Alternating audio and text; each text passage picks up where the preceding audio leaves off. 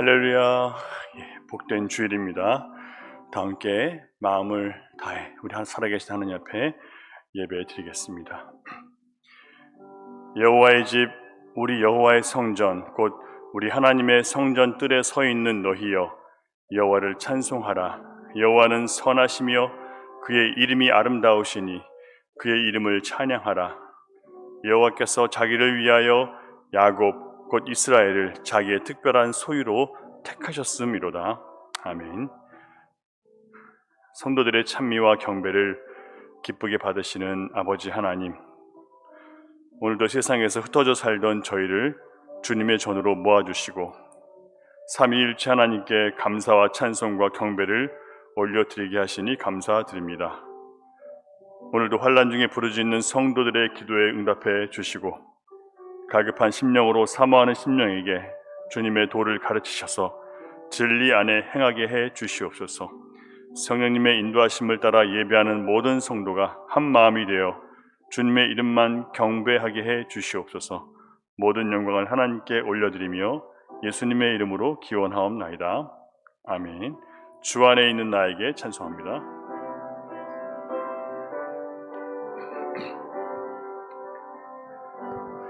주 안에 있는 나에게 단 근심이 있으려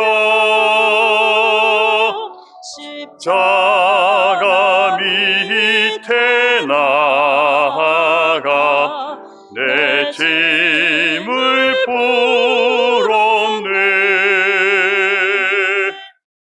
주님을 찬송하면서 할렐루야 할렐루야. 내 앞길 멀고 험해도 나 주님만 따라가리. 그 두려움이 변하여 내 기도 되었고 전날의 한숨 변하여 내 노래 되었네. 주님을 찬송하면서 할렐루야 할렐루야. 내 앞길 멀고 험해도 나 주님만 따라가리. 내 주는 자비하셔서 늘 함께 계시고 내 궁핍함을 하시고 늘 채워주시네.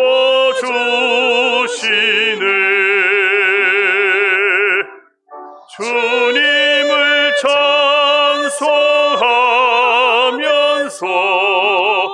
할렐루야 할렐루야.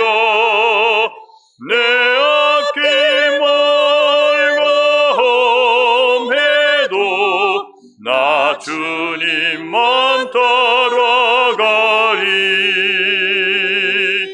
내 주와 맺은 언약을 영불변하시니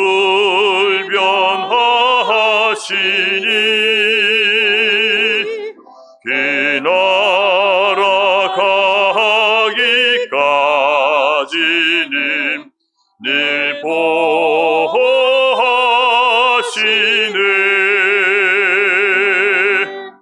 주님을 찬송하면서 할렐루야 할렐루야.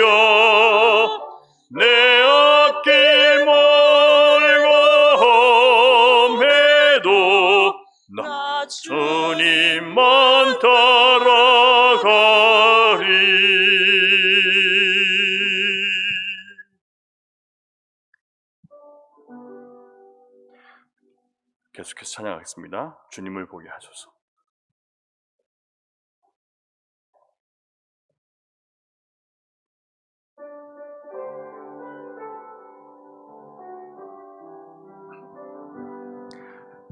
나의 주님께 찬양 드리며 그 크신 사랑 주 임재 감사해. 어두움 속에 찾아오셔서 주님의 영광 보게 하시네. 의심하는 나를 손 내밀어 잡아주시네. 두려운 맘 내려놓고 주 바라봅니다.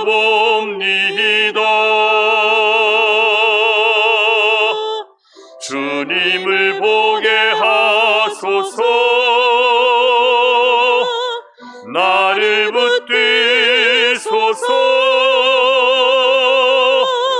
내 뜻과 내 생각 내려놓고 주님 앞에 나 엎드려 주의 음성 기다리니 나를 부르실 때 믿음으로 걸어가리. 다시 한번 나의 주님께 찬양 드리며 그 크신 사랑 주 임재 감사해. 어두움 속에 찾아오셔서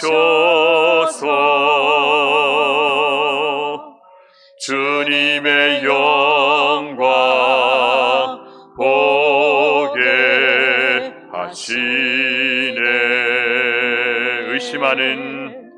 의심하는 나를 손 내밀어 잡아주시네. 두려운 맘 내려놓고 주 바라봅니다.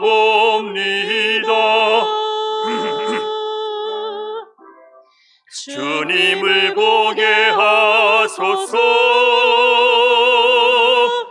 나를 붙드소서. 내 뜻과 내 생각 내려놓고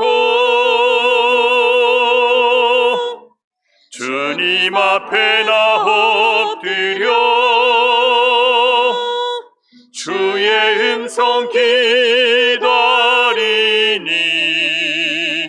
나를 부르실 때 믿음으로 걸어가리. 주님을 보게 하소서. 나를 붙여서 주님을 보게 하소서. 나를 붙드소서. 내 뜻과 내 생각 내려놓고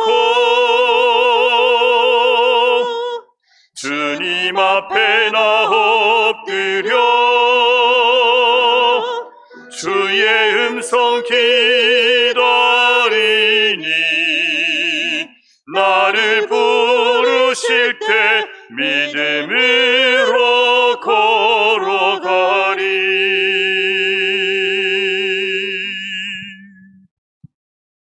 여러분, 우리 주님은 우리의 빈 마음 가운데 말씀해 주십니다. 그러니까 우리가 우리의 일로 차 있고 나의 생각 또 나의 주장으로 채워져 있으면 하나님께서 주시는 성령의 은혜와 감동들을 깨달을 수가 없습니다. 그래서 이 시간 내가 정말 기도하고 또 하나님의 음성을 듣기 위해서는 내 안에 있는 모든 나의 고정된 생각과 감정들을 주님 앞에 내버리셔야 됩니다. 잠깐 여러분 눈을 감으시고요. 잠깐 묵상하시면 좋겠습니다. 여러분의 마음을 채우고 있는 것들이 무엇인가, 또 어떤 평가나 판단도 다 내려놓으셔야 돼요.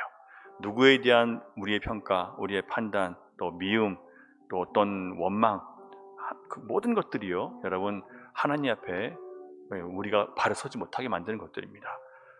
우리는 온전히 성령의 인도하심을 받기 위해 나의 마음을 철저하게 내려놓습니다. 고백하시면서 잠시 주님 앞에 나가면 좋겠습니다. 기도하시겠습니다. 아버지 하나님, 우리의 마음과 생각을 주님 앞에 내려놓기를 원합니다. 주여, 우리를 겸손하게 하여 주시옵소서. 아버지 하나님, 나의 모든 평가와 판단들을 내려놓습니다. 우리 감정들을 내려놓습니다. 아버지 하나님으로 채워지기를 원합니다. 주의 마음으로 채워지기 위해서 아버지 하나님, 주의 모든 원망과 형태를 채워내게 하시고 주님의 음성으로 채워주시옵소서. 주여 도와주시옵소서. 이 시간 주 앞에 나와 기도하고 예배하는 저희의 마음을 만져주시고 하늘의 음성을 듣게 하여 주시옵소서. 주의 음성을 듣게 하여 주시옵소서. 주님의 소리를 듣게 하시고 아버지 하나님, 깨달음이 있는 저희가 될 수 있도록 아버지가 인도하시고 도와주시옵소서. 주여,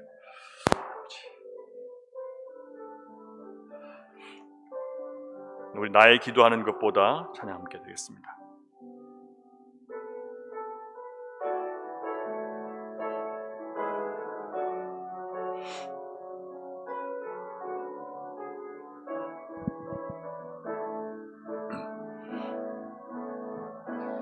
나의 기도하는 것보다 더욱 응답하실 하나님, 나의 생각하는 것보다 더욱 이루시는 하나님, 우리 가운데 역사하신 능력대로 우리들의 간구함을 넘치도록 능히 하실 주님께 모든 영광과 존귀 찬양과 경배를 돌릴지어다. 모든 영광과 존귀 찬양과 경배를 돌릴지어다.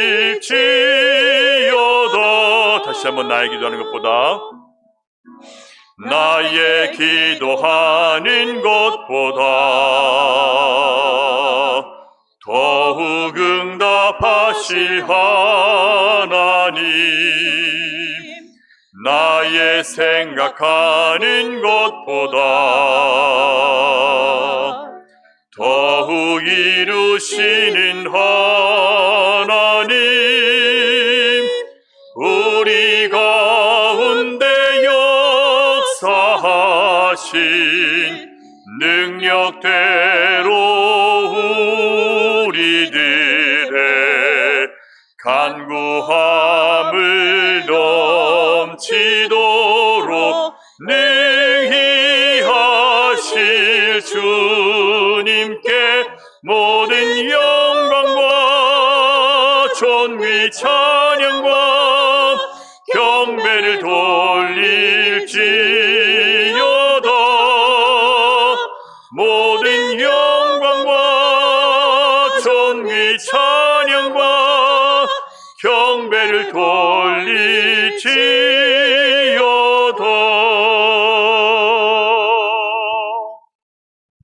우리 고백의 기도 드리겠습니다. 모든 영광과 존귀와 찬양과 경배를 하나님께 올려드리도록 철저하게 내가 부인되고 드려지는 하나님의 거룩한 자녀로 살아가라고 부르셨고, 또 그렇게 우리에게 성령과 말씀을 주셨습니다. 그럼에도 불구하고 성령과 말씀의 감동을 따르지 아니하므로 우리는 끊임없이 뒤로 물러가 침륜에 빠지는 존재가 되어버렸습니다.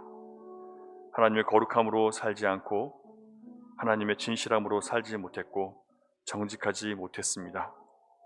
은혜가 아니면 한 걸음도 나갈 수 없는데 머리로는 잘 알고 있다고 이야기하지만 우리의 행함으로는 하나님의 은혜를 떠나서 내 감정을 따라 내 경험과 지식과 능력을 의지해서 매 순간 살아왔음을 인정할 수밖에 없습니다. 주님은 불의를 용납하지 아니하시는 분임을 알면서도 저희는 한 주간 동안 하나님을 두려워하지 않고 온갖 마음의 죄악과 불의를 행하며 살아왔습니다. 주님의 사랑이 크심을 핑계 삼아서 죄를 범했고 회개의 시간을 뒤로 미루었습니다. 나의 죄는 하나님께 용서받기를 바라면서도 다른 사람의 허물은 용서하지 않았습니다. 저의 마음은 교만하여 하나님 없이 살 수 있는 것처럼 그렇게 한 주간을 살아왔습니다. 주여, 우리 안에 있는 이 모든 교만과 불신앙과 어리석음을 용서해 주시옵소서. 여호와 라파 치유의 하나님, 우리 안에 정한 마음을 창조하시고 정직한 영을 새롭게 해 주시옵소서. 성령의 불로 모든 죄악을 태우시고 십자가 보혈로 우리의 몸과 마음을 정결하게 씻어 주시옵소서. 이 시간 계속해서 하나님과 나만이 알고 있는 은밀한 죄악과 악한 습관들, 부끄러운 생각과 행동들에 대해서 주님께 침묵으로 고백하시겠습니다.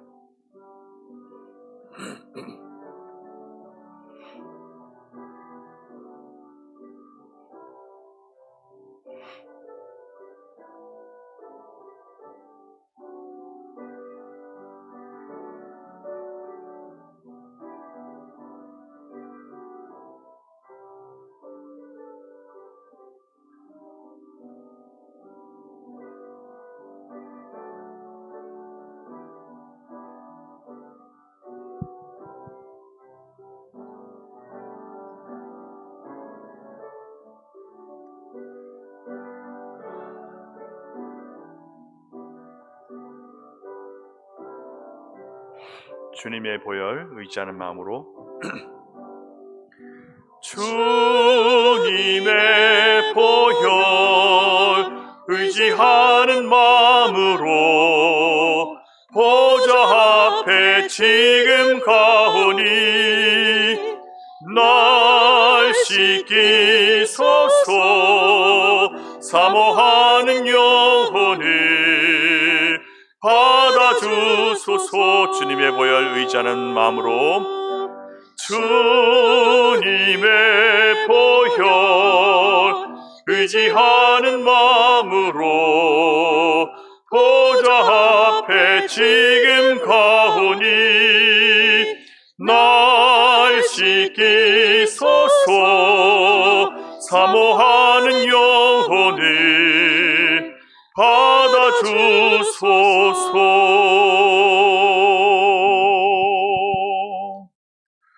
다 함께 사도신경으로 신앙 고백하겠습니다. 나는 전능하신 아버지 하나님 천지의 창조주를 믿습니다. 나는 그의 유일하신 아들 우리 주 예수 그리스도를 믿습니다. 그는 성령으로 잉태되어 동정녀 마리아에게서 나시고 본디오 빌라도에게 고난을 받으사 십자가에 못 박혀 죽으시고 장사된 지 사흘 만에 죽은 자 가운데서 다시 살아나셨으며 하늘에 오르시어 전능하신 아버지 하나님 우편에 앉아 계시다가 거기로부터 살아있는 자와 죽은 자를 심판하러 오십니다. 나는 성령을 믿으며 거룩한 공교회와 성도의 교제와 죄를 용서받는 것과 몸의 부활과 영생을 믿습니다. 아멘. 위영 목사님 기도해 주시겠습니다.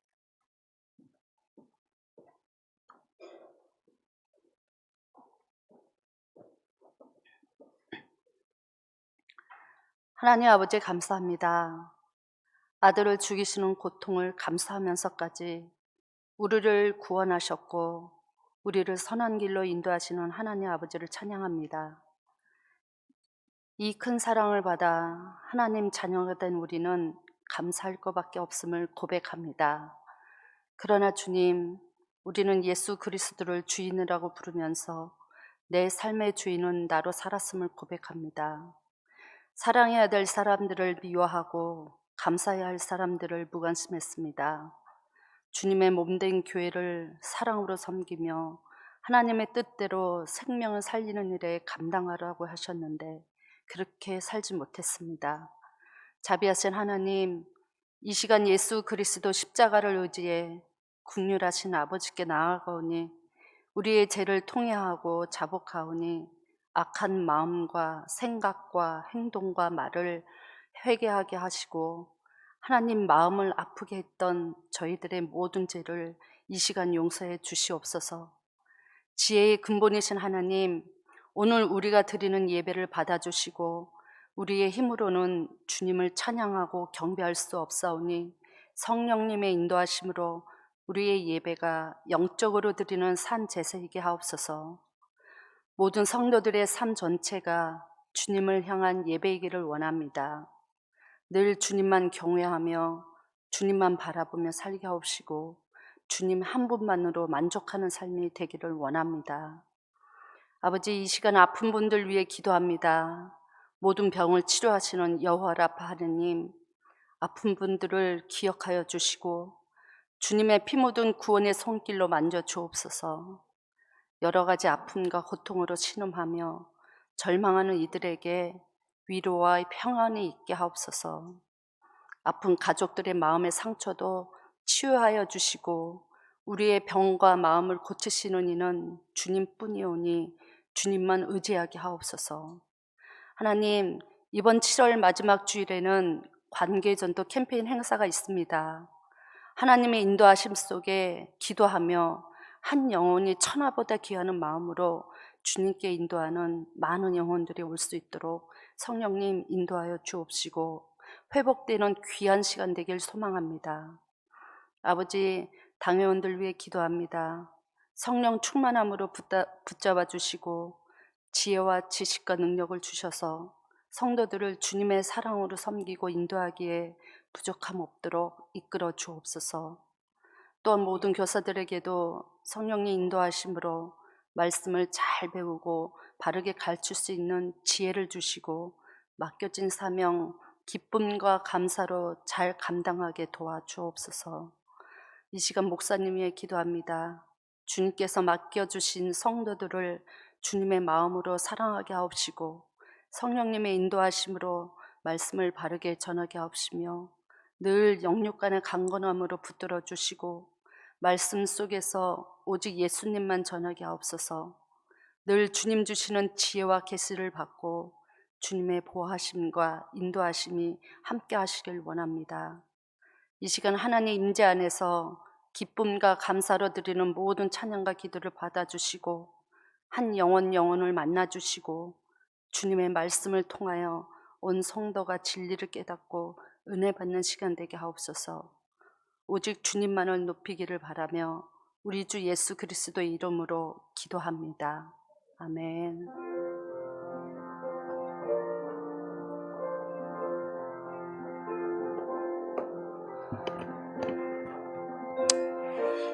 신박치 하나님 감사합니다. 마음으로 신고 수 있도록 인도해 주시고 주 사랑하는 말씀 저희도 주도록 하나님 잡아주시고 있습니다. 자신 아버지 하나님 마음을 주셔서 주님의 말씀을 주시옵소서.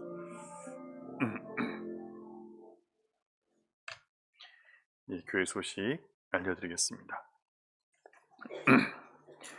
오늘은 7월 셋째 주, 특별히 성령 강림 후 6번째 주일입니다. 성령 강림 후를 계속 강조하는 이유는요, 우리가 성령의 인도하심이 없이는 안 되는 교회라는 것을 제가 강조하는 겁니다. 그리고 교회 절기 가운데 항상 이렇게 앞에 성령 오순절 후 몇 번째 주일, 또 대강절 후, 대강절 전 이렇게 나눠서 얘기를 합니다. 그래서 제가 말씀을 드리는 것은 오늘 성령 충만함이 우리 교회의 기초인 것을 알고 성령 충만과 말씀으로 늘 다져지기 위해서 여러분 경건 생활에 정말 좀 힘을 좀 내주시고 또 모든 공예배에 힘을 써주시면 감사하겠습니다. 관계전도 캠페인 사귀고 기도하고 자랑하고 초청하자라는 캠페인을 계속 하고 있습니다. 어떤 분들은 뭐 나는 없어요라고 그렇게 하시는 분들도 계시는데요. 너무 쉽게 포기하지 마시고 기도하시라고 계속 말씀드리는 거예요. 여러분 기도하셔야 됩니다. 어, 전도 대상자가 없다는 것 자체도 여러분 하나님 앞에 떳떳하지 못한 거예요. 왜냐하면 누군가의 영혼을 내가 위해서 기도하지 않고 있다는 거거든요. 또 영혼을 구원하기 위해서 주님 부르신 목적과 내가 다르다는 뜻으로 해석될 수 있습니다. 여러분 내가 누군가의 영혼을 위해서 기도하고 그 영혼이 주님 앞에 돌아오기 위해서 내가 얼마나 마음을 쓰고 하나님 앞에 매달리고 있는가 생각해 보시고, 또 아직 2주가 더 남았는데 기도하세요. 그래서 꼭 누군가를 만날 수 있게 해달라고. 끝까지 만나지 못한다면 지금 우리 교회가 하고 있는 이 행사에 내가 마음을 다해서 내가 할 수 있는 영역에서 최선을 다해서 돕겠다는 그런 마음을 가지시고 기도하시면 좋겠습니다. 그래서 순서를 맡으신 분들 뭐 찬양을 인도하고 간증을 하시고 또 식사를 준비하고 또 새 가족들을 환영하고 이런 모든 것들 속에서 하나님 함께 해달라고 기도하시는 그런 일이라도 꼭 여러분 같이 해주시기를 부탁드리겠습니다. 그래서 이번 한 주간은 조금 이제 적극적으로 지난주에 선물을 좀 보내주시고 마음을 전하라고 말씀드렸는데, 만일 못하신 분들 계시면 다시 한번 시도하시고요. 그리고 이제 적극적으로 여러분이 만난 예수님을 자랑하기 시작하시면 좋겠습니다.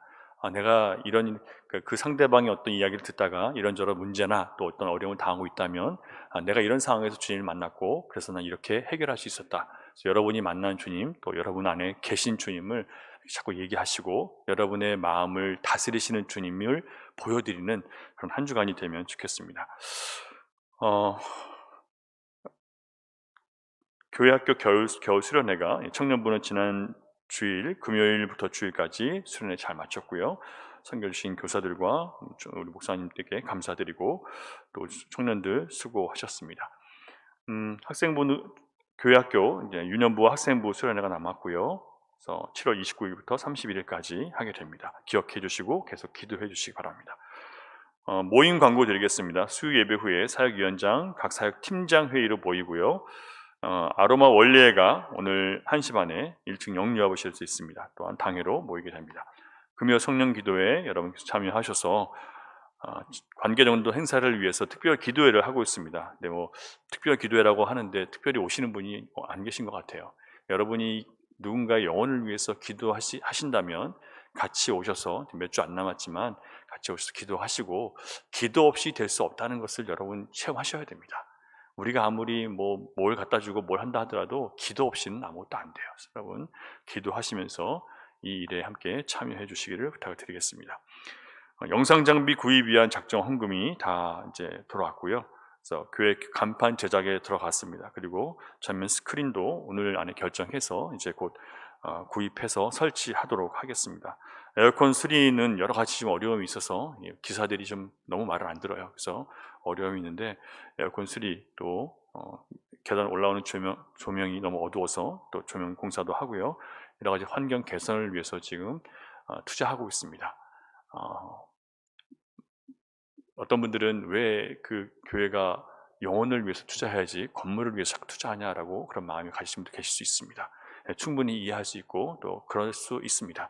그러나 여러분 이제 우리가 이렇게 준비하는 것은 우리의 예배를 좀 더 잘 드리기 위해서, 또 저녁에 교회를 잘 안 오신 분들은 모르시겠지만 어두워서 이 되게 올라오는 길이 좀 음침해요.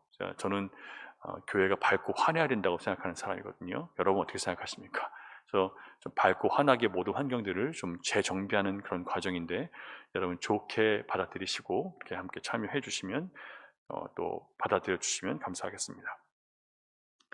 예, 계속 구제 사역을 위해서 여러분 우리 각 구역별로 구제 헌금 또 구역 헌금을 하려고 하니까요. 여러분 파악하셔서 꼭 장로님들에게 알려주시면 선별해서 또 그렇게 함께 돕도록 하겠습니다. 지난주 수요일 날 중남미도의 아르헨티나 시찰에 있었는데요. 결과로 시찰장으로는 서원교회 박재구 목사님이 시찰장 되셨고요. 저는 서기로 또 되었습니다. 그냥 이거는 명예직이 아니라 섬겨야 될 일이 많아진 거예요. 그래서 이것저것 할 일이 저는 또 많아졌습니다. 그럼 위해서 기도해 주시고 아르헨티나 시찰이 좀 더 하나님의 복음의 능력을 위해서 쓰임 받는 그런 시찰이 될 수 있도록 여러분 기도해 주시기 바랍니다. 우리 아프신 분들 위해서 여러분 계속 기도해 주시기를 부탁드리겠습니다. 오늘 하나님께서 주시는 말씀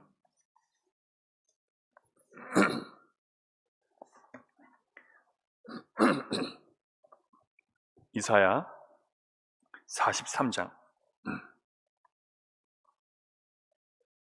8절부터 15절까지 말씀입니다.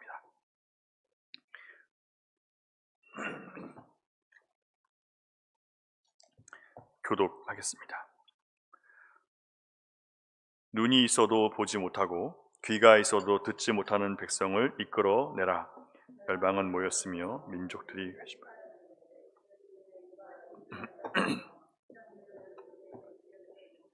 그들이 그들의 증인을 세워서 자기들의 옳음을 나타내고 옳다고 말하게 하여 보라.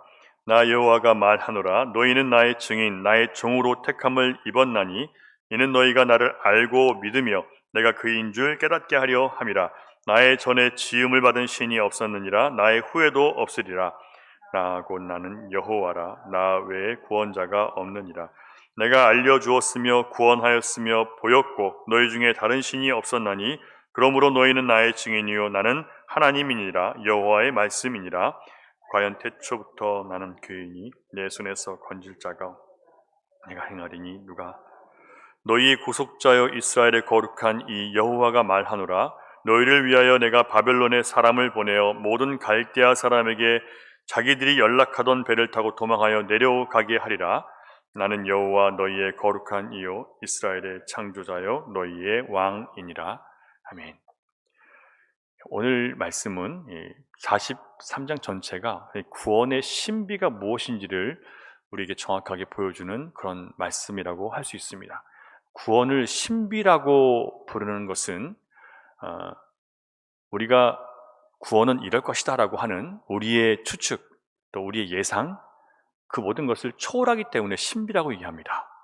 또한 인간이 할 수 있는 모든 능력, 방법 또 모든 지혜를 다 동원한다고 해도 상상조차 할 수 없는 것이기 때문에 구원은 신비다라고 이야기를 합니다. 제가 이런 말씀을 드리는 것은 구원이 단순하게 나 예수 믿습니다 라고 해서 구원받았다라고 말할 수 없는 심오한 신비가 있다는 것을 말씀드리고 싶은 거예요. 많은 사람들이 나 예수 믿습니다, 난 천국 간다고 이렇게 마치 믿는다라고 말하면 그 감정을 내가 가지면 이게 천국이 이미 보장된 것처럼 생각하시기 때문에 제가 이런 말씀을 드리는 거예요. 너무 함부로 구원이 나에게 이루어졌다라고 확신합니다. 우리가 그렇게 할 수 없는 분명한 이유가 있는데 구원은 구원하시는 분의 선택과 능력에 있는 것이지 우리의 선택이나 우리의 확신에 있는 것이 아니기 때문에 그래요. 많은 사람들이 우리가 확신하면 구원 받는다라고 그렇게 착각하고 있습니다.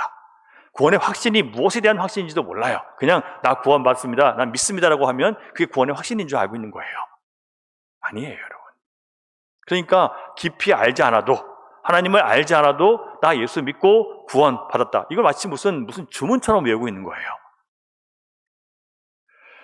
자, 그래서 우리는 우리의 믿음이 성경의 말씀과 교리 위에 바르게 서 있는지 확인하는 것이 정말 중요합니다.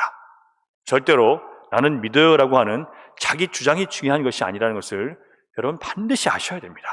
그것을 깨우쳐 주시는 분이 성령님이세요. 인간의 의지와 생각과 노력이 아니라 이 구원은 신비라고 정의할 수밖에 없는 것이 바로 성령의 역사로 이루어지는 것이기 때문에 신비라고 하는 겁니다. 왜 반드시 성경과 성경을 기초로 해서 쓰여진 교리를 통해서 내가 구원받았음이 확인되어야 되는지 그 이유에 대해서 여러분 본문을 통해서 살펴보겠습니다. 9절 보겠습니다. 9절 시작. 열방은 모였으며 민족들이 회집하였는데 그들 중에 누가 이 일을 알려주며 이전 일들을 우리에게 들려주겠느냐. 그들이 그들의 증인을 세워서 자기들의 옳음을 나타내고 듣는 자들이 옳다고 말하게 하여 보라. 무슨 얘기냐면요, 온 세상의 가장 지혜로운 사람들을 다 모아보라는 거예요. 탁월한 세상의 지도자들 다 모아서 도대체 어떻게 하나님께서 이스라엘 백성들을 애굽의 손에서 건져내었느냐, 왜 하나님은 이스라엘 백성들을 선택하셨냐, 그리고 장차 이제 지금 바빌론 포로로 끌려가서 오랫동안 포로 생활을 하게 될 텐데 그들을 바벨론의 손에서 어떻게 하나님이 끌어내실 거냐, 이런 구원을 어떻게 상상해야 할 수 있겠냐라고 이런 모임을 가질 거라는 거예요. 그런데 아무리 인간끼리 모여서 이렇게 했을 거야, 하나님이 이런 방법으로 했을 거야라고 아무리 추측을 하려고 한다 해도 또 그들이 훌륭한 증인들을 내세워서 우리가 맞다라고 주장한다 하더라도 그 하나님의 구원의 신비를 절대 인간은 깨달을 수 없다는 말씀이에요. 다시 한번 말씀드립니다. 구원에 대해서 우리가 성경과 성령의 조명이 아니고 스스로 이런 게 구원입니다라고 말하고 내가 생각해봤더니 구원은 이런 것 같습니다라고 말하는 모든 말들은 다 거짓이에요. 구원은 성경과 성령의 감동을 통해서만 깨닫게 되는 것이지 우리가 생각해보니까 그런 것입니다라고 해서 깨달아지는 게 아니에요. 여러분, 우리가 단순히 예수 믿고 십자가에 구원받는다라고 하는 이 믿음의 이야기도 정말 우리가 묵상하고 또 생각하고 말씀을 통해서 더 깊이 알아가고 하면서 이게 무엇인지 깨달아가는 것이지 처음 예수 믿을 때 나 구원받아 용서받았으면 이게 끝나는 게 아니란 말이에요. 그런데 많은 사람들이 한번 그 복음을 듣으면 끝나는 줄 알아요. 그 복음이 날마다 내 안에서 갱신되어야 됩니다. 다시 듣고 다시 깨달아지고 더 깊어지고 더 무너지고 다시 내가 깨지고 다시 세워지는 이 역사가 매일매일 반복되지 않으면요, 여러분, 우리는 금방 우리의 이 하나님의 은혜의 의식이 사라지게 되는 존재들이에요. 얼마나 우리가 교만한지 몰라요. 나는 다 안다. 알긴 뭘 알아요. 내가 안다고 하는 그 순간 이미 무너진 거예요. 왜? 더 이상 배우려는 마음이 없거든요.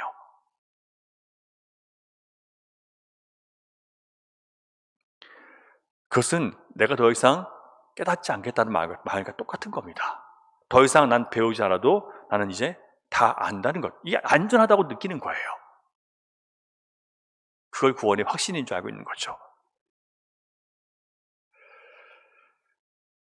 우리의 구원이 놀라운 것은 죄를 반드시 심판하시는 하나님의 정의로우심과 동시에 그 반드시 심판해야 될 죄인을 사랑하시는, 여기서 심판이라는 것은 영원한 저주 가운데 지옥에 던져버리는 거예요. 그런데 그 죄인을 사랑하시는 하나님의 절대적인 사랑, 이게 충돌하는 거거든요. 여러분, 여기서 누가 사람을 구원해낼 수 있습니까? 하나님의 진리와 정의는 반드시 죄범한 우리들을 지옥에 던져버리셔야 되는 거예요. 근데 그 죄인을 사랑하시는데 그 죄인을 사랑하셔서 구원해내고 싶으신데 이걸 할 수 있는 방법이 없잖아요. 어떤 인간도 이것을 풀 수 있는 방법이 없는 거예요. 그래서 이 정의와 사랑이 충돌할 때 어떻게 하십니까? 이 답 없는 상황 가운데 하나님은 반드시 죽어야 될 우리를 사랑하셨기 때문에 그 죽어야 될 우리 대신 어린 양, 곧 독생자 죄 없는 하나님의 아들을 화목제물로 내어 주신 거예요. 죄에 대한 하나님의 진노를, 내가 받아야 될 그 진노를 죄 없는 아들에게 다 쏟아 부으심으로 반드시 죽어야 될 우리를 다시는 버림받을 수 없는 하나님의 영원한 자녀로 삼아 주신 거예요. 여러분, 이것이 날마다 갱신되지 않으면 우리는 금방 내가 마치 자격이 있어서, 내가 의로워서 이렇게 된 줄 착각한단 말이에요. 우리의 구원은 죄인을 향한 하나님의 절대적 사랑과 측량 못할 지혜를 믿는 믿음의 차원에 속해 있는 것이지 결코 우리가 측량하고 생각할 수 있는 어떤 이런 것이다라고 하는 그런 우리의 정의의 차원이 될 수가 없어요. 그 구원의 신비를 알려주실 수 있는 분은 오직 하나님 한 분뿐이십니다. 성령님과 예수 그리스도, 성부, 성자, 성령 하나님 외에 아무도 이 구원의 신비를 우리에게 알려줄 수 없어요. 세상에서 여러분 아무리 지혜로운 사람을 찾아가도 구원이 무엇인가, 왜 인생에게 구원이 필요한가 말을 할 수가 없어요. 왜? 그 지혜 한계에 부딪힐 수밖에 없는 문제니까요. 초월적인 거니까요. 그래서 지금도 인간의 구원을 위해서 뭘 만들어냅니까? 끊임없이 슈퍼맨 같은 그런 초인적인 능력을 가진 사람들을 만들어내는 거예요. 마치 그들이 우리를 구원할 수 있는 것처럼. 그러면서 예수 그리스도는 끊임없이 거절하고 거부하고 있습니다. 왜 아이들로 하여금 끊임없이 그런 슈퍼 히어로가 나와서 예수님 대신 그런 슈퍼 히어로를 믿고 마치 그들이 세상을 구원할 것처럼 착각하게 만들까요? 이게 서로 세상의 공격이에요.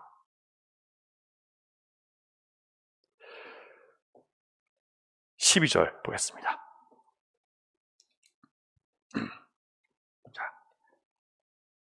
11절 12절 시작. 나 곧 나는 여호와라. 나 외에 구원자가 없느니라. 내가 알려주었으며 구원하였으며 보였고 너희 중에 다른 신이 없었나니 그러므로 너희는 나의 증인이요 나는 하나님이니라. 여호와의 말씀이니라. 자, 11절 12절에서 계속 말씀하죠. 나 곧 나는 여호와라. 나 외에 뭐가 없어요? 구원자가 없어요. 12절 내가 알려주었고 내가 구원하였고. 자, 누가 알려주셔요? 구원은 오직 하나님만이 알려주실 수 있는 거예요. 그래서 성경을 보지 않고 내가 구원이 뭐다라고 얘기하는 모든 것들은 다 그냥 헛소리예요. 세상이 말하는 모든 구원에 대한 지구를 구원하고 다 그냥 멍멍이 짖는 소리라고 생각하시면 돼요. 여러분, 우리가 기후와 환경을 보존한다고 해서 정말 지구를 구원할 수 있습니까? 예, 물론 보호하셔야 돼요. 그러나 우리의 그런 노력을 통해서 하나님께서 이 지구를 마지막 멸망시키실 텐데 그걸 우리가 막을 수 있습니까? 불가능한 거예요. 근데 마치 인간끼리 모여서 이렇게 기후를 잘 보존하면 우리가 마치 하나님께서 마지막 심판하실 때 우리를 건질 수 있는 것을 착각하고 있는 겁니다. 왜 그럴까요? 하나님의 존재를 아예 인정하지 않고자 하는 거예요. 여러분, 하나님만이 알려주실 수 있고 하나님만이 구원하실 수 있습니다. 세상은 지금 끊임없이 우리가 노력하면, 우리가 자원을 개발해서, 우리가 첨단 과학을 통해서 우리가 이 지구를 보호할 수 있고 우리의 삶을 지탱할 수 있고 하나님이 하실 일들을 자꾸 인간이 할 수 있다고 얘기하는 거예요. 물론 인간의 역할이 있습니다. 하나님을 인정하는 인간들에게 할 수 있는 역할들이 있어요. 하나님을 인정하지 않는 자들은요, 또 다른 파괴를 일으키고 있습니다.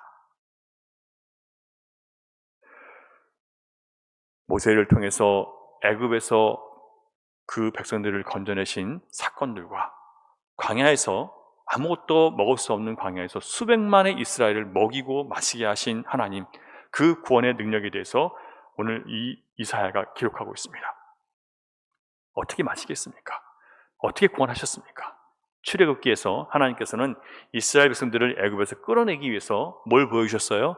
10가지 초월적인 재앙을 일으키십니다.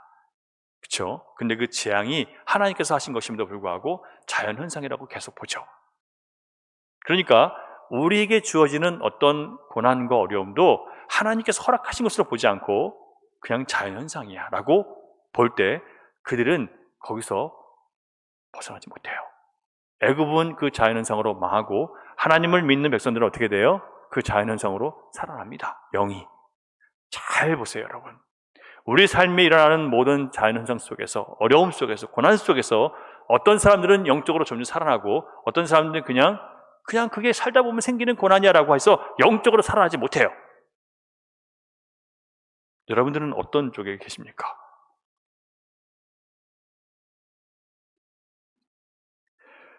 양의 피를 문틀에 바른 자들은 모두 죽음의 저주에서 벗어납니다. 어린 양의 피로 생명을 건졌습니다. 홍해가 열려요. 그리고 물로 씻김받아 살아납니다.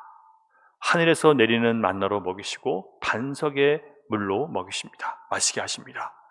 이 모든 것들이 누구를 상징하는 겁니까? 예수 그리스도를 상징하는 것으로 신약에 해석되어 있습니다.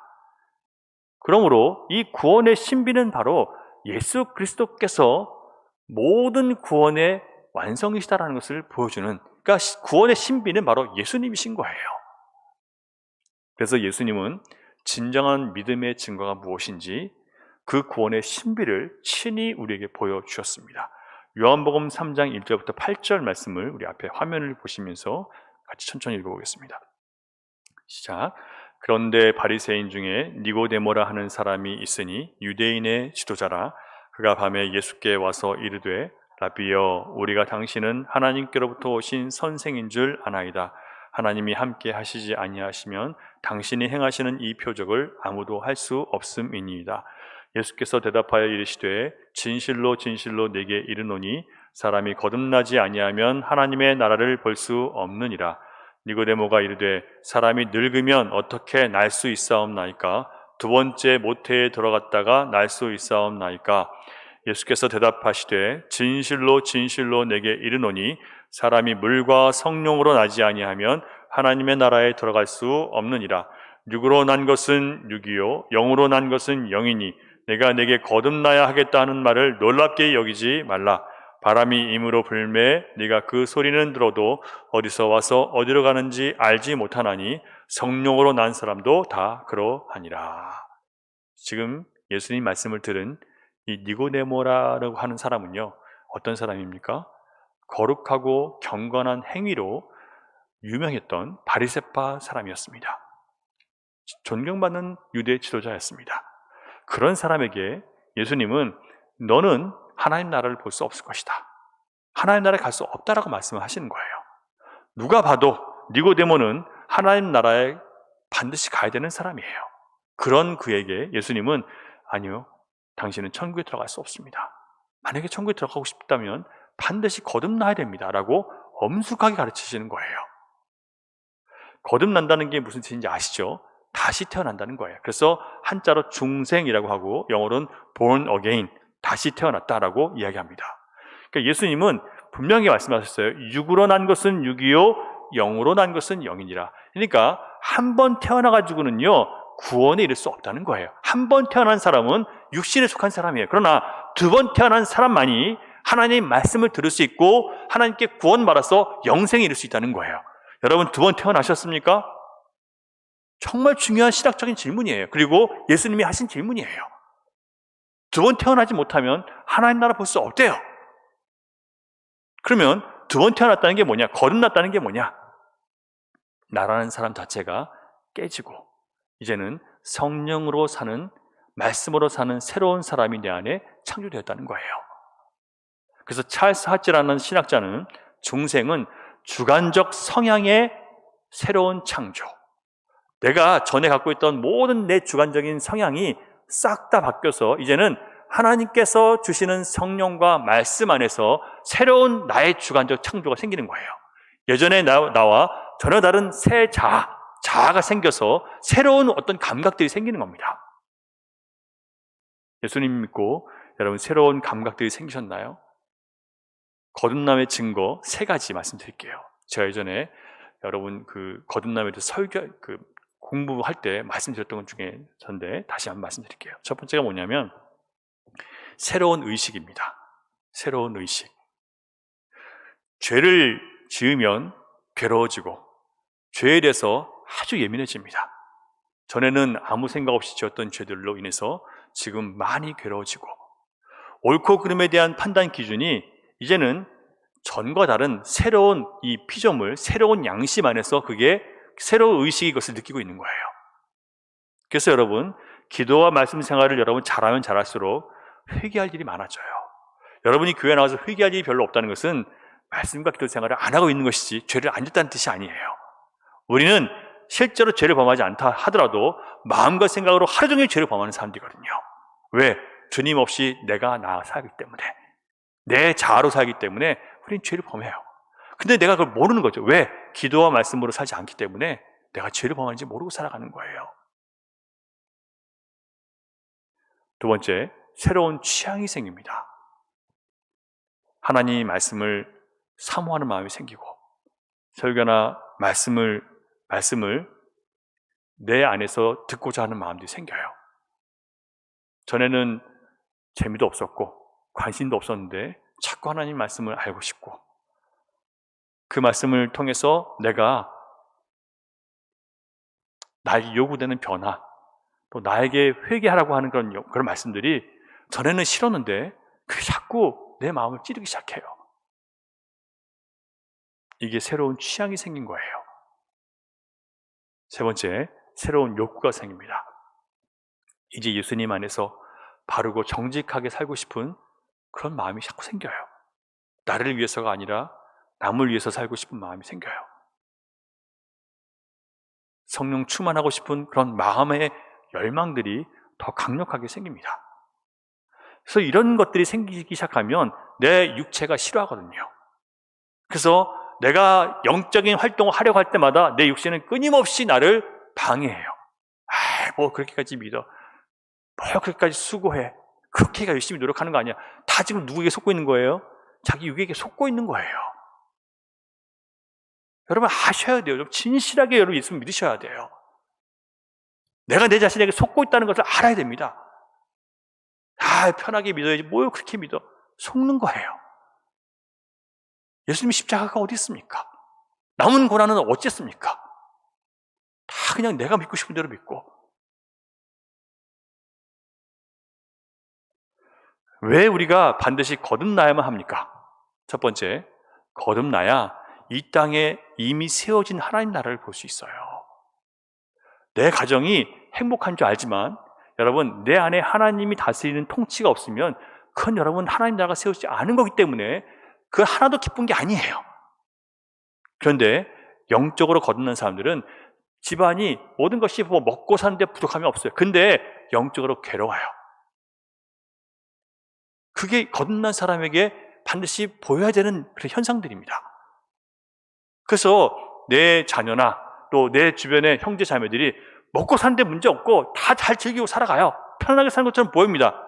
그런데 그게 바로 저주받은 인생이라는 것을 볼 수 있는 눈이 있다면 그게 영적으로 깨어난 사람의 모습인 거예요. 그걸 보면서 잘 살고 있으니 됐네. 잘못된 눈이죠.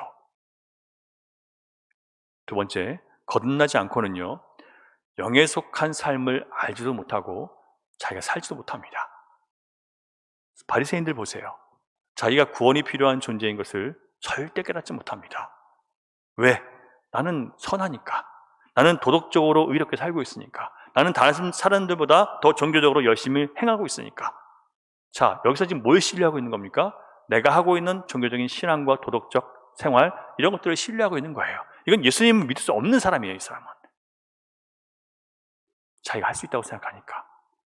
영적인 눈이 아예 닫힌 거죠. 이런 사람들의 상태를 오늘 본문 이사야 43장 8절에서 뭐라고 합니까? 눈이 있어도 보지 못하고 귀가 있어도 듣지 못하는 백성들이 하는 거예요. 이게 바로 이스라엘 백성들을 얘기하는 겁니다. 하나님의 백성들이에요. 하나님이 선택한 사람들입니다. 하나님이 구원해 내신 사람들이에요. 그렇게 많은 은혜를 주셨어요. 말씀도 주셨습니다. 율법도 주셨습니다. 그런데 죄악의 노예가 되어버린 바로 이스라엘 백성들. 이런 사람들을 구원해 내시기 위해서 어떻게 하셨습니까? 수많은 애굽의 장자들을 죽여버리셨어요. 3절 보겠습니다. 43장 3절 시작.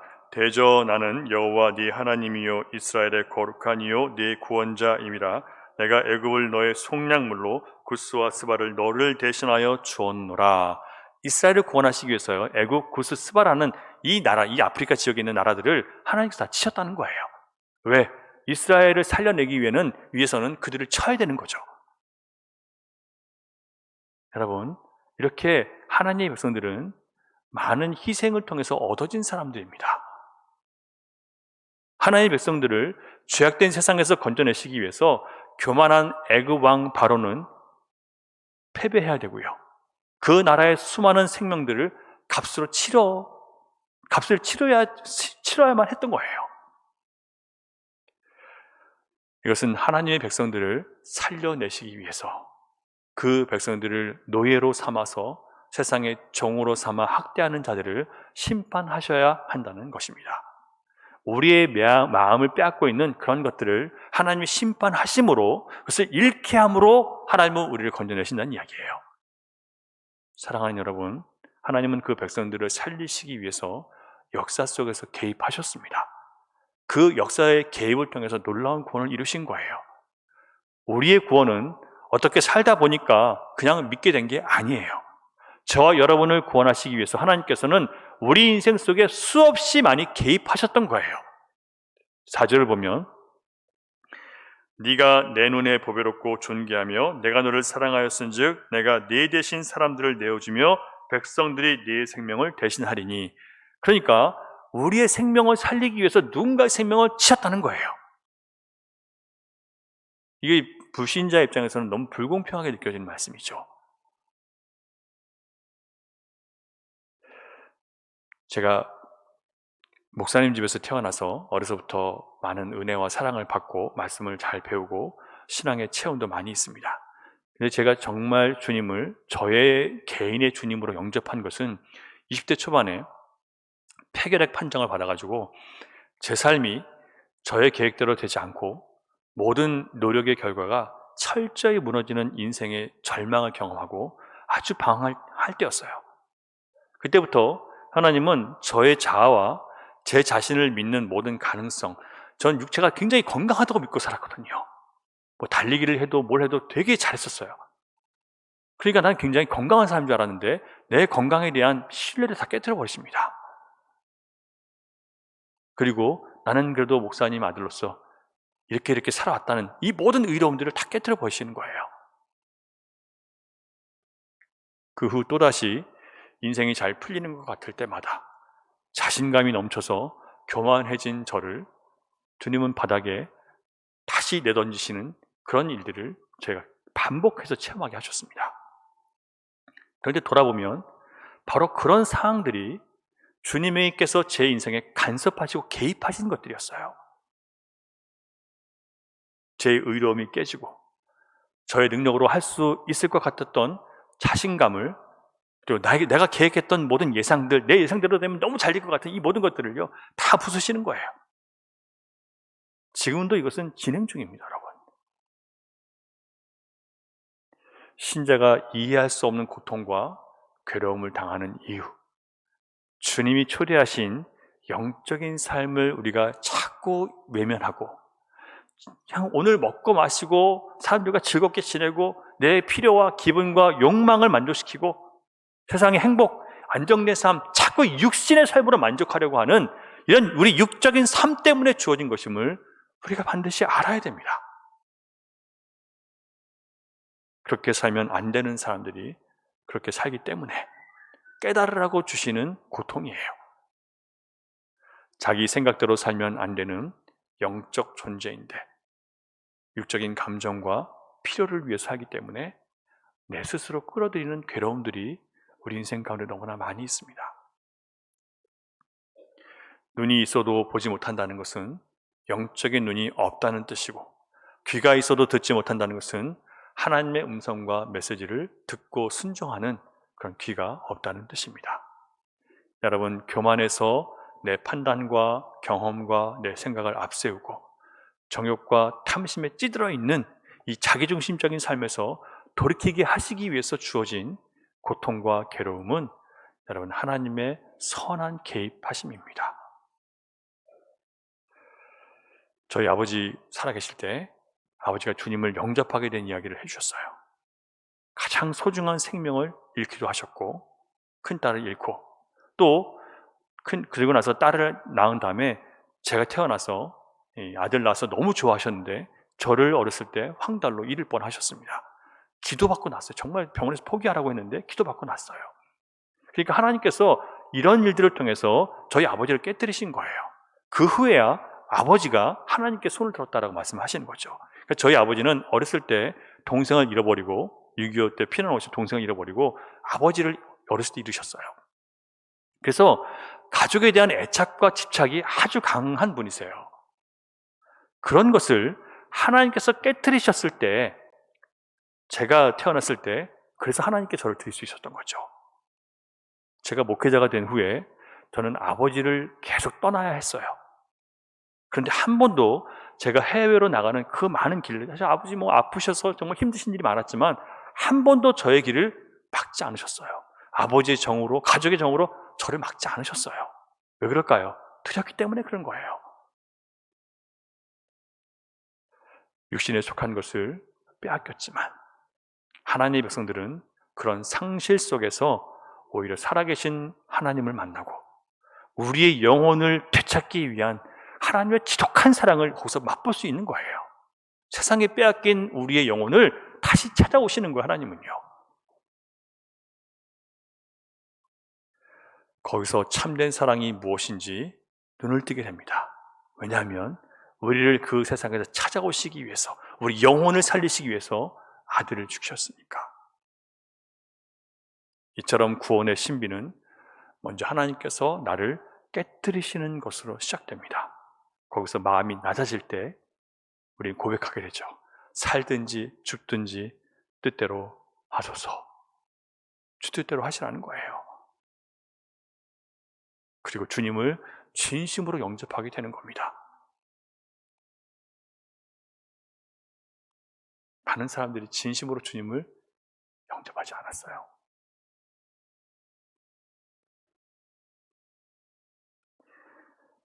그렇게 변화된 사람의 모습은 그의 신앙생활과 삶의 태도에서, 사람들과의 관계 속에서 드러나게 되어 있습니다. 이렇게 거듭난 자들에게 본격적으로 그의 믿음을 연단하는 거룩의 시험이 찾아오게 되는데, 그 시험 문제는 아주 단순해요. 뭐냐면 첫 번째는 누가 네 인생의 참 주인이냐, 아니죠, 참 구원자냐. 두 번째가 누가 네 인생의 참 주인이냐. 우리의 매일의 삶에서, 가정과 직장에서, 사람들과 관계 속에서 우리에게 물으시는 거예요. 누가 너의 참 구원자냐? 너는 뭘 믿고 사느냐? 라는 질문이죠. 누가 지금 이 상황의 주인이냐? 너냐? 아니면 다른 사람이냐? 아니면 나냐? 너의 삶의 주인의 자리에 지금 누가 앉아 있느냐라고 매일매일 우리에게 물으시는 거예요. 우리 삶 속에서 우리가 그것을 못 깨닫고 있는 거죠. 이렇게 시험하시는 이유가 우리를 곤란하게 하시고 곤경에 처하게 하시고 화내고 때리고 심판하시기 위해서가 아니라 우리를 살리기 위해서예요. 또다시 헛된 것을 의지하고 다시 세상 유혹에 끌려가는 우리 영혼을 무너지지 않게 하시기 위해서, 붙잡기 위해서 하시는 시험들인 거예요. 오늘 본문에서 우리는 우리를 구원하시고 자녀 삼아주신 하나님의 의도를 찾아볼 수 있습니다. 우리 영혼이 잘 되기 위해서 가장 시급한 것이 바로 이거예요. 10절입니다. 다시 한번 10절 시작.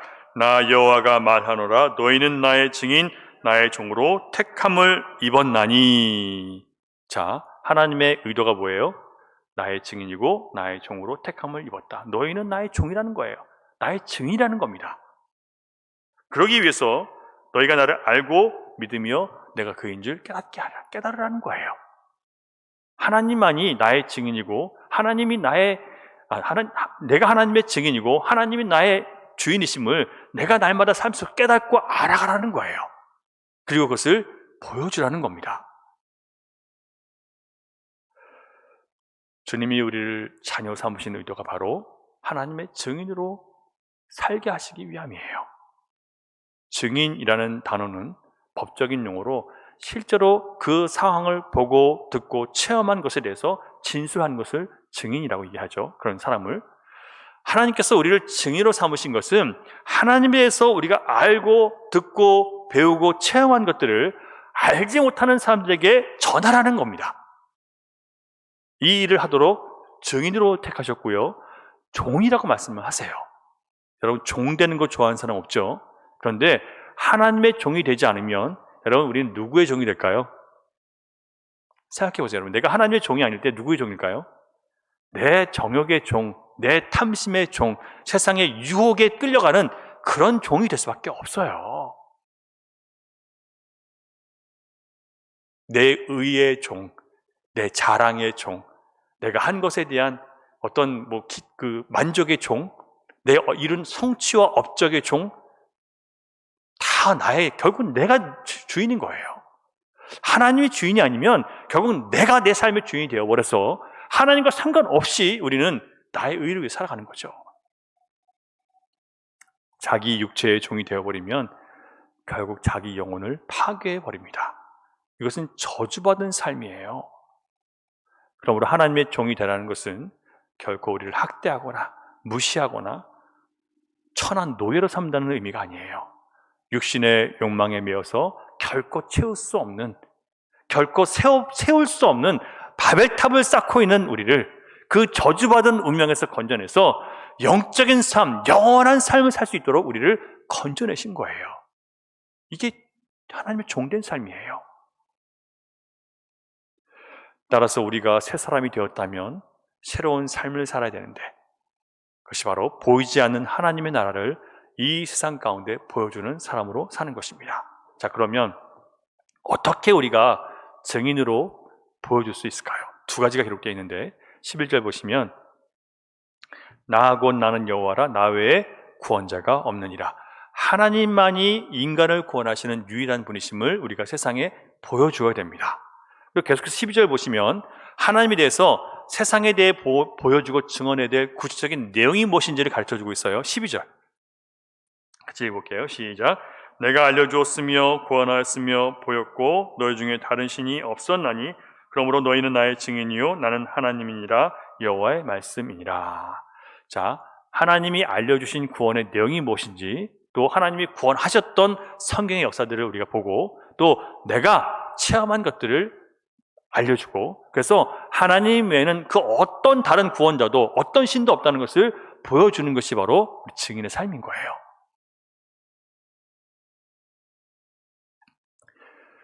인간을 구원하시는 분도 오직 하나님 외에 다른 신이 없다는 것을 우리가 보여주라고 합니다.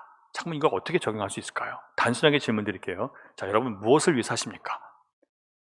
여러분 무엇을 위해 한 주간을 사세요? 돈, 가족, 건강, 성공, 행복, 편안함, 안전한 삶, 이런 것들은 그리스도인들에게 절대 삶의 목적과 최고의 가치가 되어서는 안 되는 것들이잖아요. 우리는 거기서 돌아선 사람들이에요. 하나님께서 우리의 잘못된 삶의 가치와 목적을 부수시는 것은 우리가 계속 헛된 바벨탑을 쌓고 있는 이 세상에 속한 사람으로 내버려 두지 않겠다는 하나님의 거룩한 의지입니다. 영에 속한 자녀들인 저와 여러분, 우리로 하여금 영원히 살아야 될 영혼을 위해서 사는 진정한 삶, 후회 없는 삶을 살게 하시기 위해서 하나님의 선한 계획과 사랑 가운데 우리를 지금 이끌어내시는 거예요. 12절에서 너희 중에 다른 신이 없다라고 했습니다. 하나님의 증인은 우리에게 다른 신이 없다는 것을 증명하는 거예요. 우리가 의지하고 사랑하고 또 함께 있고 싶어야 되는 최고의 어떤 대상은 하나님이시라는 것을 우리가 내 주변의 사람들에게 증명해 보여줘야 된다는 얘기죠. 사람들이 여러분을 바라볼 때 저 사람은 정말 예수를 위해 사는 사람이야, 정말 예수님으로 만족하는 사람이야, 정말 예수님을 진심으로 예배하고 사랑하는 사람이야 라고 보여지는 사람이 되어야 된다는 거예요. 이게 증인의 삶입니다. 어쩌다 한번 선을 행하는 게 아니고요, 그 사람의 인생 자체가 예수님을 보여주기 위해서, 예수님의 구원의 그 능력을 보여주기 위해서 살아가는 그 인생이 되는 것이, 그것이 우리를 향한 목적이고 그것이 증인의 삶이라는 거예요. 두 번째, 우리가 증명해야 될 것이 뭐냐면 하나님은 거룩한 분이시라는 것, 그러니까 세상과 다른 분이시라는 것을 우리의 삶으로 보여주고, 두 번째는 하나님이 교회의 주인이시라는 것, 그리고 하나님이 나의 왕이시라는 것을 우리는 보여줘야 됩니다. 이것이 안 되기 때문에 많은 사람들이 실족하는 거죠. 하나님의 거룩하심을 우리의 거룩함으로 나타내 보여줘야 되고, 하나님이 교회의 주인이시라는 것을 우리가 종이됨으로 보여드려야 되고요, 순종함으로. 주장하지 말아야 되는데 자꾸 주장하면서 우리가 무너지잖아요. 그리고 예수님이 우리의 왕이시라는 것을 보여주는 삶. 15절 보시면 같이 읽을게요. 15절 시작. 나는 여호와 너희의 거룩한 이요 이스라엘의 창조자요 너희의 왕이니라. 결국 하나님께서 거룩한 분이시고 이스라엘의 창조자가 바로 교회의 창조자이신 거예요. 교회의 주인이시라는 뜻이에요. 그리고 우리의 왕이신 거죠. 믿는다는 것은 내가 믿는 바가 내가 산 원칙이 되고 내 기준이 된다는 뜻이에요. 믿는다면 우리를 움직이는 것이 하나님 말씀이고 하나님의 성령이셔야 되죠. 내가 만든 원칙이나 내가 주장해왔던 경험이나 생각들이 나를 이끌면 안 된다는 이야기예요. 많은 신자들이 성경을 보면서도 주관적인 해석에 치우쳐 있는 경우가 많아요. 왜 그렇습니까? 자아가 깨지지 않은 상태로 성경을 보는 거예요. 자아가 깨지지 않은 채 예수를 믿기 때문에 자꾸 위선적인 모습이 나타나는 겁니다. 주님의 증인으로 사는 게 아니라 나의 선행과 도덕적인 우월함 또는 나의 신앙의 높은 수준을 보여주기 위해서 자꾸 열심을 내는 거죠. 결국은 나를 드러내기 위한 것이기 때문에 이것이 위선인 거예요. 내가 깨지지 않았기 때문에 자꾸 나를 드러내고 싶은 거거든요. 그래서 예수님께서는 성령으로 거듭나야 된다고 말씀하십니다. 성령으로 난다는 것은 육적 자아가 죽고 영적 새로운 본성이 생기는 거예요. 거듭난 자는 하나님이 나의 왕이시라는 것이 보여지게 되어 있습니다. 거룩해 보이는 신자라도 육적 자아가 끊임없이 영적 갈등을 일으키기 때문에 결국 자꾸 싸우는 거죠. 두 본성의 싸움을 이길 힘이 우리에게 없기 때문에 결국 우리는 기도의 사람이 될 수밖에 없는 거예요. 여러분이 거듭나서 내 안에 영적 본성이 생겼다면 반드시 기도하는 사람이 될 수밖에 없어요. 성경을 펼 수밖에 없어요. 왜? 내 안에 내 삶을 살아낼 능력이 없기 때문에. 만약에 여러분들이 성경을 읽는 것과 기도하는 생활을 하지 않고 있다면 여러분 육적인 삶을 살고 있다는 증거예요. 내 영을 위해 사는 사람은요, 여러분 말씀과 기도 없는 삶을 살 수가 없어요. 썩어질 육신을 위해 살기 때문에 기도와 말씀이 없이도 살 수 있는 거예요.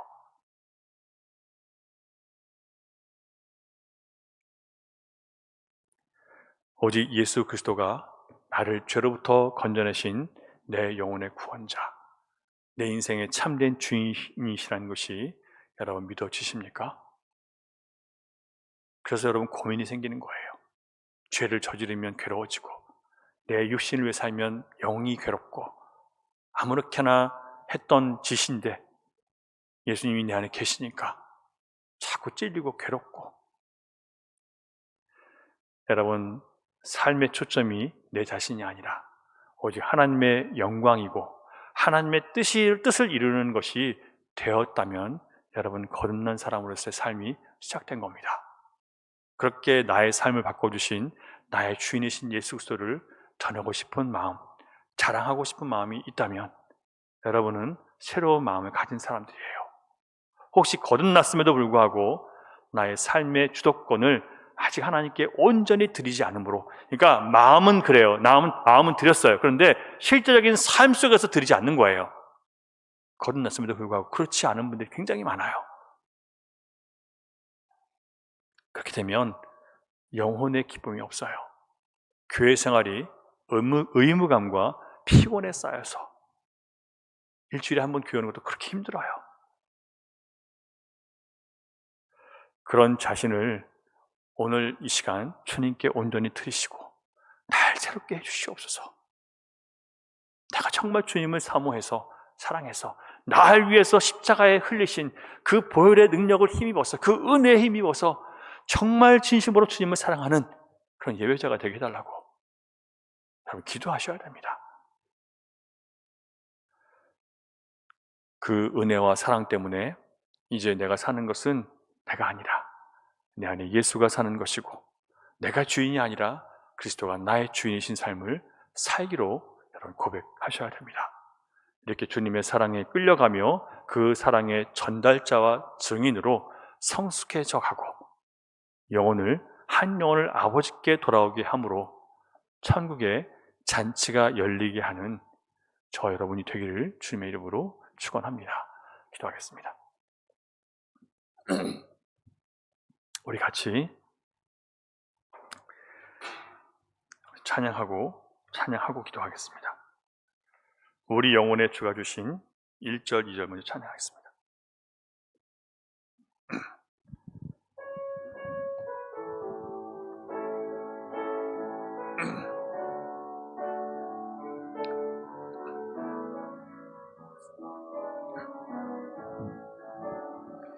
우리 영혼에 주가 주신 꺼지지 않는 빛이 있네. 오직 주님께 우릴 드릴 때 그 빛을 밝혀 주시리라. 이제 일어나 소망이 없는 어두운 세상에 나아가라. 내 빛 비춰라. 모두 알도록 빛을 들고 세상으로 빛을 빛을 들고 세상을 절망에 빠진 형제의 맘에 절망에 빠진 형제의 맘에 꺼져만 가는 빛을 보내 주님을 떠나 방황한 자매도 그 빛의 생명 잃어가네. 이제 일어나 어둠 속에서 고통받는 자 일으키라. 내 빛 비춰라. 모두 알도록 빛을 들고 세상으로 빛을 들고 세상으로. 여러분, 우리가 거듭난 하나님의 자녀임에도 불구하고 하나님이 우리를 부르셔서 영적인 삶을, 영혼을 위해 사는 삶을 하나님 말씀 가운데 살라고 하셨는데, 우리는 육신의 필요와 또 긴급한 것들을 채우기 위해서 너무 육적인 삶에 익숙하게 살아왔습니다. 우리의 그런 모습들을 주님 앞에 회개하고 이제 주님이 우리를 부르신 영적인 삶으로 다시 돌아가 한 영혼을 구원하고 그들에게 예수 그리스도께서 주신 그 구원과 사랑을, 내가 받은 그 모든 은혜들을 전하고 나누는데 다시 한번 증인의 삶을 살겠습니다라고 여러분 좀 고백하시면서 기도하시면 좋겠습니다. 잠깐 기도드리겠습니다. 아버지 하나님, 우리로 주님의 자녀를 불러주시고 아버지 서게 하시니 감사합니다. 우리를 주님의 증인으로 삼으시고 아버지 하나님께서 원하시는 사명을 감당하려고 우리를 종으로 부르셨습니다. 그러나 우리는 육신의 종이 되어서 육신을 따라 육신의 필요와 만족을 위해 살아왔음을 고백합니다. 주여, 이 시간 돌이키기를 원합니다. 이제 정말 다시 한번 영혼을 위해서 살아가는 영적인 삶을 회복하기를 원합니다. 아버지 하나님, 한 영혼을 구원하기 위해서 주님께서 그렇게 모든 것을 아낌없이 내어주셨던 것처럼 우리도 한 영혼을 구원하기 위해서 우리에게 주어진 모든 자원들을, 또 우리 모든 육적인 요소들을 기꺼이 내어놓고 좀 베풀 수 있는 그런 머리가 될 수 있도록 하나님 인도하시고 함께하여 주옵소서. 나의 시간과 나의 삶과 나의 재능과 나의 모든 것들이 아버지 하나님의 것임을 알고 하나님의 영광을 위해서 또 한 영혼을 위해서 기꺼이 쓰임받을 수 있도록 주여 오늘도 우리를 드리오니 우리를 바라주시고 우리 주의 것 삼아 주시옵소서.